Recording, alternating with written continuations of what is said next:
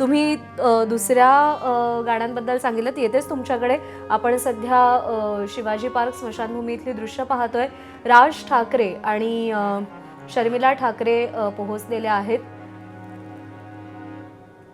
राज ठाकरे आणि मंगेशकर कुटुंबीय एकूणच किती जिव्हाळ्याचं घट्ट नातं आहे हे वेगळं सांगण्याची गरज नाही. कालच राज ठाकरेंनी जी पोस्ट केली आहे त्या पोस्टच्या शब्दांमध्ये राज ठाकरेंच्या मनात मंगेशकर कुटुंबियांबद्दल किती जिव्हाळा होता हे आपल्याला दिसतंय. म्हणजे लता दीदी आणि आशाताई या दोघांचं वर्णन करत असताना त्यांनी लिओनार्दो दा विंची आणि मायकल एंजेलो यांचं उदाहरण दिलं होतं की त्यांच्या रेखाटनामध्ये एक शिस्तबद्धता आहे, लयबद्धता आहे आणि त्यासोबतच ज्याला दिसते त्याला दिसणारी ती एक आध्यात्मिक अनुभूती. आणि तसंच लता दीदी आणि आशाताईंचं असं राज ठाकरेंनी त्या शब्दामध्ये वर्णन केलेलं होतं. आणि आणखी एक आठवण त्यांनी सांगितली होती की प्रभुकुंजच्या इथून जात असताना अचानक समोर वरती लक्ष जातं आणि मग लक्षात येतं की चित्रपटसृष्टीतली किंवा भारतीय संगीतसृष्टीतली एक साधारण 20 ते 30 हजार गाणी इकडे राहतात